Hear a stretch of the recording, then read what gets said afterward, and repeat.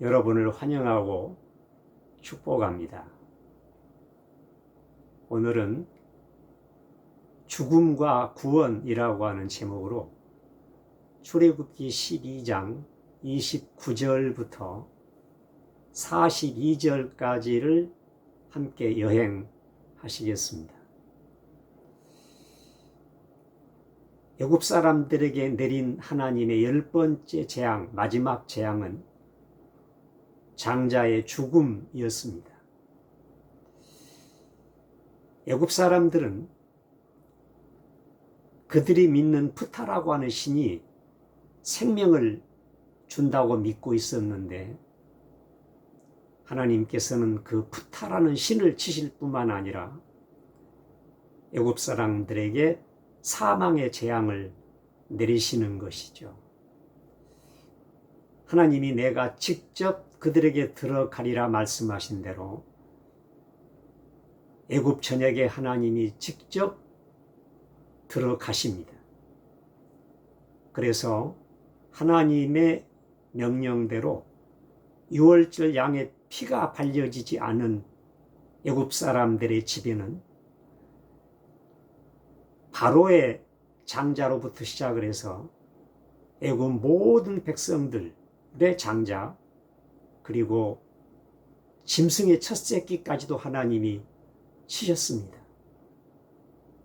무섭고 두려운 죽음의 재앙이 내린 것이죠. 바로가 급하게 모세와 아론을 불러서 쫓아내시듯이 그들로 하여금 애굽을 떠나게 합니다.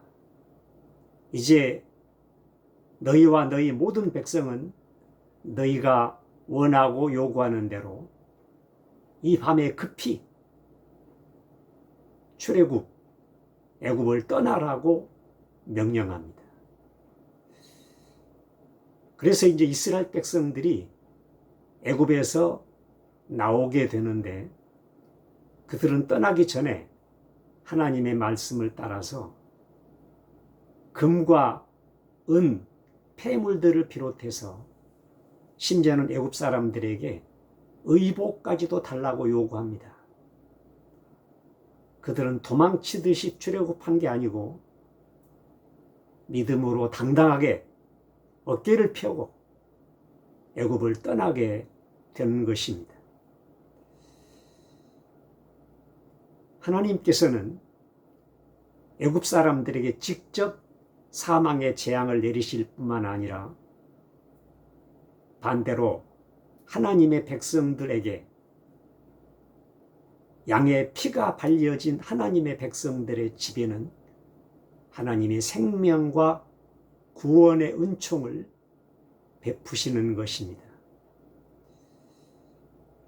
이스라엘 백성들이 애굽을 나오게 되는데, 그때 이스라엘 백성들은 장정만 60만 명이 나오게 되었고, 그 출애굽한 이스라엘 백성들과 함께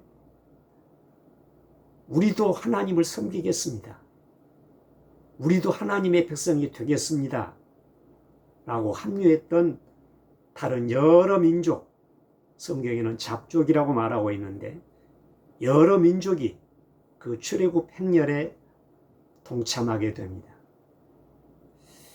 구약시대에도 하나님의 구원 역사가 아브라함의 후손 이스라엘 백성들에게만 제한되는 것이 아니라고 하는 하나님의 은혜의 메시지입니다. 그리고 그 출애굽한 하나님의 백성들은 여호와의 군대라고 말씀하고 계십니다. 이제 하나님의 군대로서 그들은 앞으로 많은 전쟁을 치르게 될 것이고, 가나안 전쟁을 통해서 그 땅에 정착하고 가나안의 주인공이 될 것입니다. 그렇습니다. 하나님의 구원은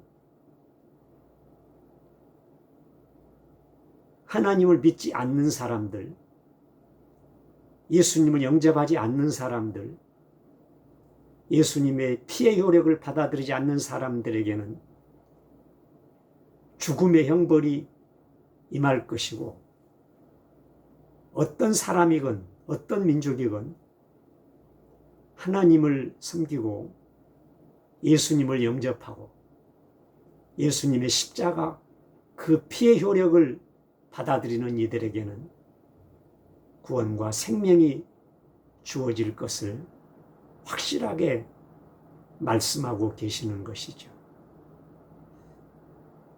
그렇습니다. 이스라엘 백성들은 누구의 도움을 받아서도 아니고, 그들이 애국운동 또는 전쟁을 일으켰어도 아니고, 오직 하나님의 은혜, 하나님의 능력의 손길에 의해서 그들은 출애굽하게 되었고 구원을 받게 되었습니다.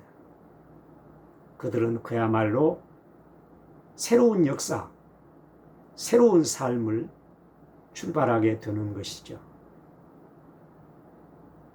저와 여러분도 이런 하나님의 은혜를 다 경험하시고 하나님 앞에 감격적인 새 사람, 새 인생을 살아가시기를 축원합니다.